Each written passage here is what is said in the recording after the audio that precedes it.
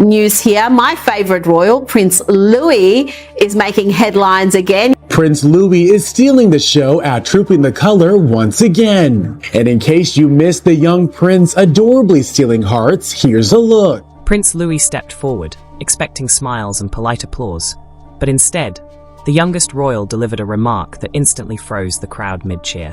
Whispers rippled through the audience, guards stiffened, and aides exchanged uneasy glances as protocol clashed with innocence. Cameras caught the moment, and suddenly, a harmless public appearance was thrust into the spotlight, carrying weight far beyond a child's innocent words. What exactly did the 5-year-old say that left officials scrambling and insiders quietly alarmed? A single sentence from Louis sent shockwaves through tradition, secrecy, and the very future of the monarchy, disrupting the usual routine and making the moment unforgettable.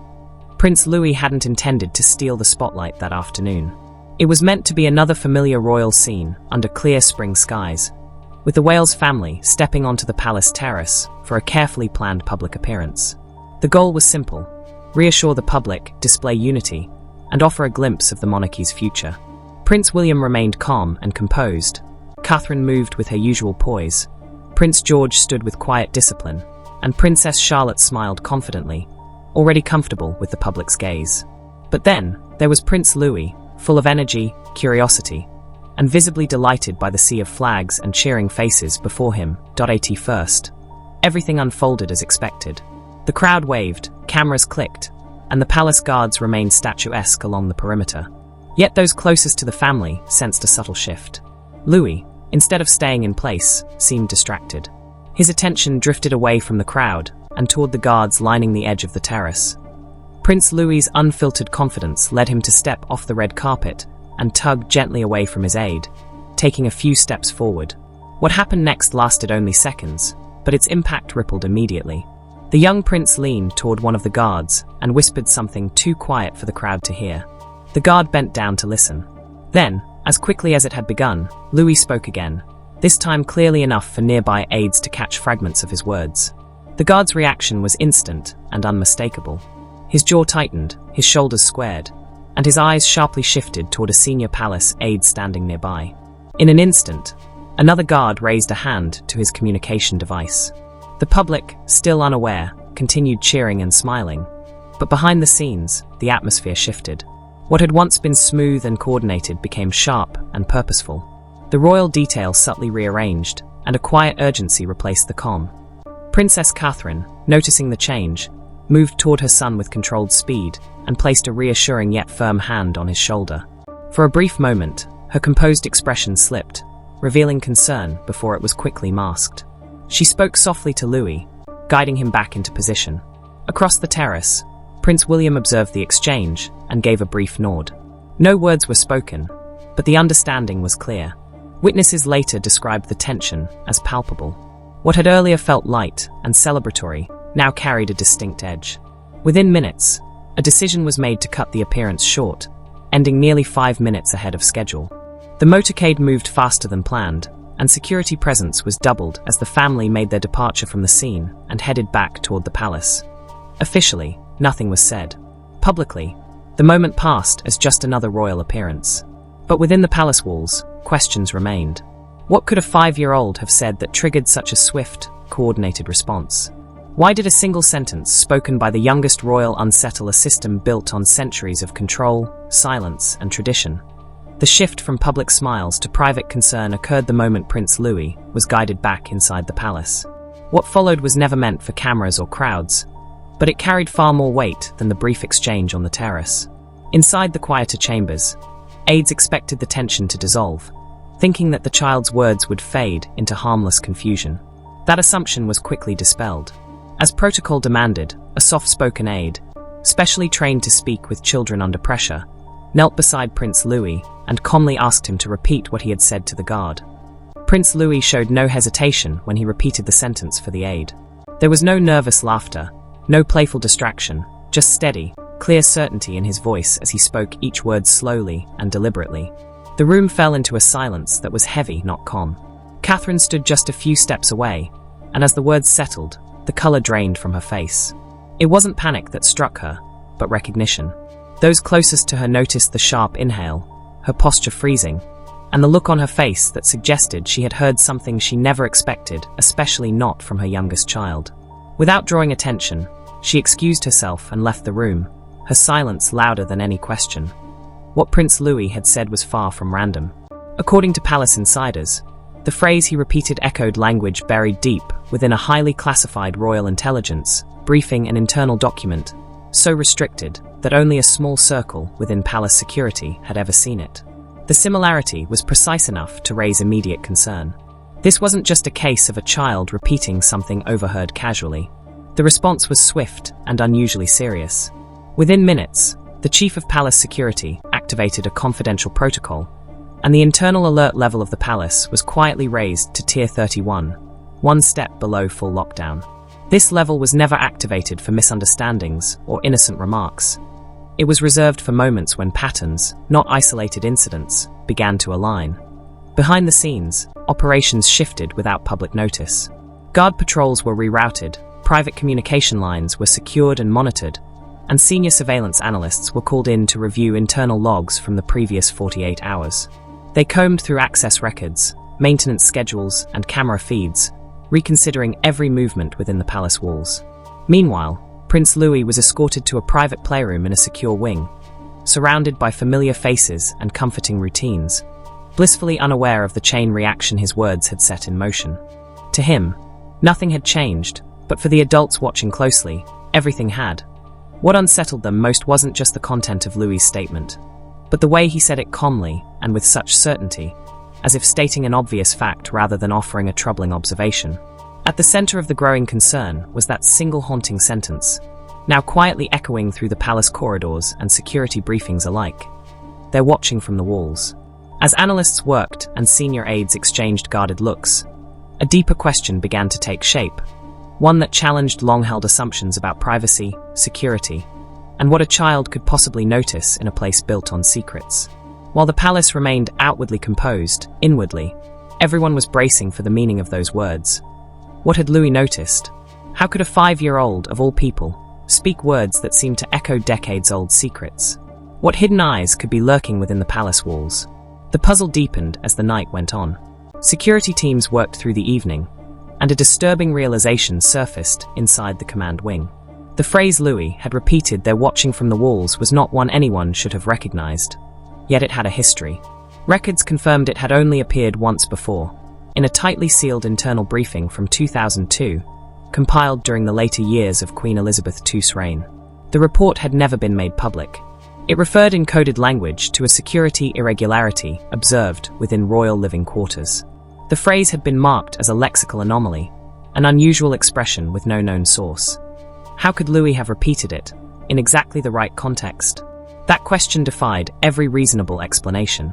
As analysts traced timelines and access logs, the mystery deepened. What had the youngest royal inadvertently uncovered?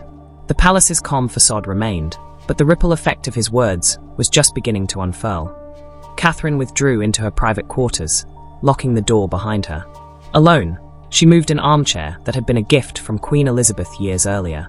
Behind it was a concealed compartment, one she had hoped never to open again. Inside, she found a thin envelope, its seal faded with age, bearing a single word written in a careful hand: Plarion. The name was never spoken aloud, and had been shared only between Catherine and the late Queen. She read the contents quickly, her face unreadable, and then destroyed the pages completely. When she returned to the command wing a few minutes later, her voice was calm, controlled, but firm. The instruction was simple yet unsettling. The East Wing corridor must be monitored again. Meanwhile, across London, Prince William was attending a military charity event when his secure phone vibrated in a precise pattern, 3 short signals followed by silence. He recognized the code instantly. Without explanation, he left the venue, his sudden departure noticed by onlookers and caught on several phones. By the time his vehicle reached the palace gates, security had already sealed off multiple stairwells, and a trace scan was underway. Though nothing concrete was found, instinct had triggered one of the oldest response systems embedded within royal protocol. Inside the palace, unease spread quietly. Senior staff exchanged looks, heavy with memory. Some of the older generation had heard similar phrases before, though never spoken aloud in such a setting. Prince Louis's unsettling statement didn't stand alone. A nearly identical phrase had appeared once before, in the final private correspondence of Queen Elizabeth, the Queen Mother, to the Royal Archives. The letter, written, reviewed, and then deliberately removed from all official records, had been stored away in a restricted chamber deep within the archives. Beneath the Queen Mother's personal crest, a narrow bundle wrapped in parchment rested. Few knew it existed, and fewer still had permission to examine it. Among the documents was a letter that had been dismissed by modern advisors as mere symbolic reflection. Titled A Consideration of Unseen Observers, it was brushed aside at the time as a metaphor, the thoughts of a monarch shaped by a different era. But now, as a child's voice echoed the same words within the palace walls, that dismissal no longer held. The similarities were too exact, the tone too aligned. When the senior archivist retrieved the untouched physical copy that night, one line, blackened in every public version, stood fully visible. The moment Prince Louis spoke, repeating the chilling words, the palace seemed to shift imperceptibly. What had once been dismissed as poetic musings or ceremonial superstition now demanded immediate attention. Ancient fears, long buried in dusty volumes, whispered through the corridors with a renewed intensity. The archives team, shaken and uncertain, prepared a sealed memorandum for Lord Chamberlain, bypassing the usual bureaucratic steps. This was no longer idle curiosity. It had become a matter of urgent concern. Decades earlier, during Queen Elizabeth II transition and the careful preparations for succession, aides had reviewed many of the Queen Mother's final writings. At the time, certain passages had raised eyebrows. The Queen Mother had referenced observers beyond the veil of service, a phrase that one aide had questioned. The response had been firm. The words were purely symbolic, nothing more than allegory or reflection. The matter was quietly set aside, filed under sentiment and nostalgia. Yet, even then, the timing had been peculiar. These entries were written mere months before the Queen Mother's death, at a time when her mental clarity was assumed to be impeccable. Why? Aides had wondered, would a matriarch so disciplined and exacting speak of unseen watchers and potential threats within her own walls? Years later, even Princess Anne, known for her practical and unflinching perspective, had privately asked about the contents of these documents. The explanation she received was the same. The writings were emotional farewells, steeped in metaphor, not literal warnings. But now, with Louis's words echoing inside the palace, Anne reportedly fell silent, her composed demeanor replaced by a frozen stare. Witnesses described her expression as turning to stone upon hearing a phrase she had been told to dismiss decades earlier. For the royal household, a family that guards its history with clinical precision, this sudden convergence of past and present was more than coincidence. It was a spark that reignited conversations the palace had long avoided. Ancient protocols, carefully archived intelligence, and cryptic references, once deemed poetic, now demanded serious reconsideration. The alignment between the child's statement and the Queen Mother's nearly forgotten words suggested something that could no longer be ignored. Inside the command wing, staff began reviewing documents that had never been cross-referenced in this way. Security plans, personal letters, and intelligence briefings were all pulled together. Whispers spread of patterns long unnoticed, of phrases and observations that, once isolated, had seemed harmless but now formed a web too precise to be ignored. The palace, outwardly serene, was internally on high alert, its staff moving with a renewed urgency. The revelation was unsettling. A simple sentence from a 5-year-old prince had bridged generations, forcing the monarchy to confront shadows of its own past. What had been written in secrecy decades ago, now spoken aloud by the youngest heir, demanded a reckoning. The walls of the palace, built over centuries, seemed suddenly alive with meaning. And if the child had sensed it, who or what else was paying attention? Could Prince Louis truly uncover centuries-old secrets within the palace walls? Who else might be silently watching? Stay tuned. The Blue Room Revelations.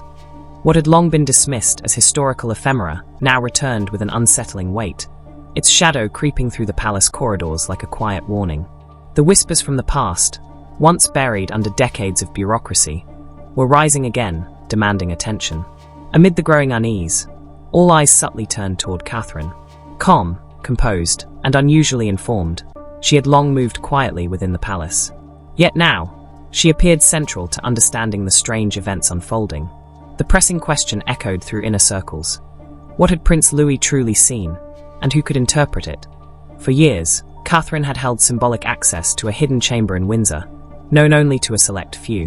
The Blue Room, concealed behind a reinforced panel near the Queen's private study, housed documents reserved for future queens and custodians of the monarchy's legacy. Unlike any other room in the palace, it did not appear on official blueprints and remained untouched by casual staff. Its velvet-lined drawers contained diaries, letters, and personal records spanning centuries. Among them, Catherine had recently discovered a set of Queen Victoria's personal diaries, preserved in a stitched leather case. What Catherine knew of the Blue Room and its contents might hold the key to understanding the unsettling echoes of the past now reverberating through the palace. The questions were multiplying, but answers were harder to find. What secrets were hidden there, waiting to be unlocked? And how much of that history, now stirring to the surface, could the monarchy truly afford to confront?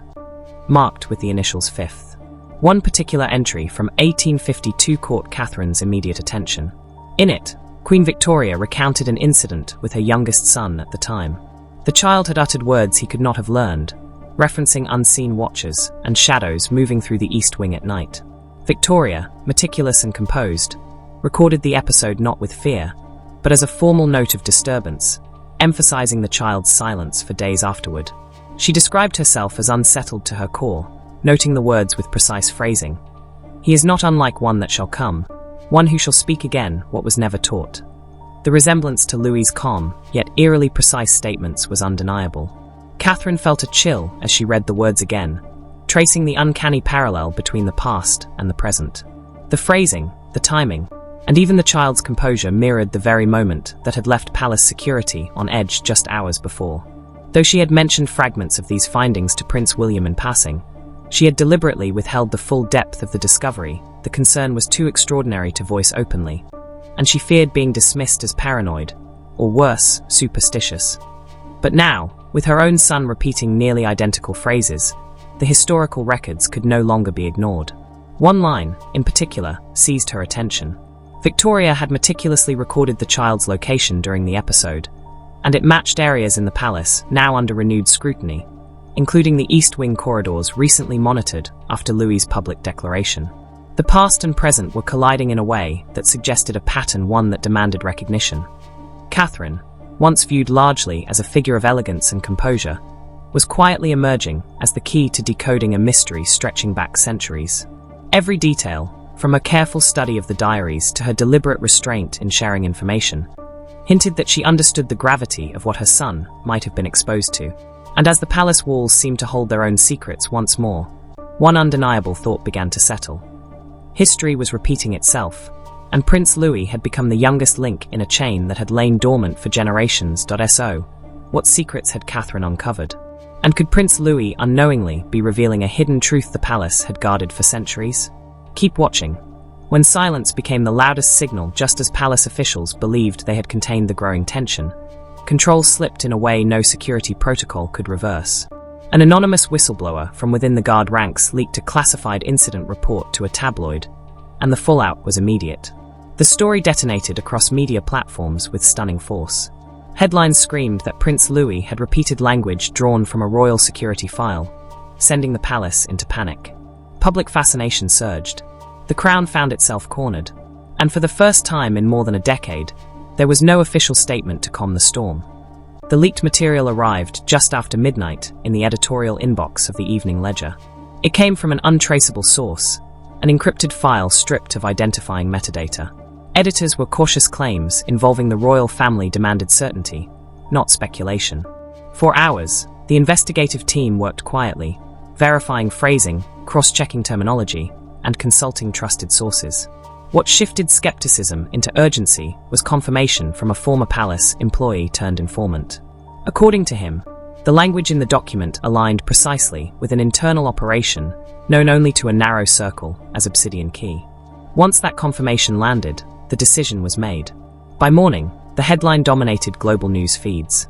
At the center of the storm were the same. Words spoken innocently by a 5-year-old. They're watching from the walls.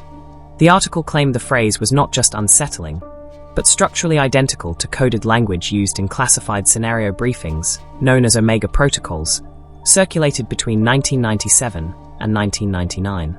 A partially redacted memo, allegedly lifted from an internal debrief, suggested that Prince Louis's wording matched pre-established alert terminology used during high-level threat simulations. To the general public, it sounded impossible. To those familiar with royal defense systems, it was catastrophic. The palace response was calculated silence. No denial, no clarification, no reassurance. That silence, deliberate and unbroken, only intensified the frenzy. Commentators questioned how a child could repeat language buried in restricted intelligence files. Analysts asked why the palace had not immediately dismissed the claims as fabricated. Others wondered who could have exposed Prince Louis to such phrasing, and why language dormant for decades had suddenly resurfaced through him. Behind the scenes, pressure mounted. By mid-morning, 2 senior guards stationed at Windsor during the original incident were summoned for questioning.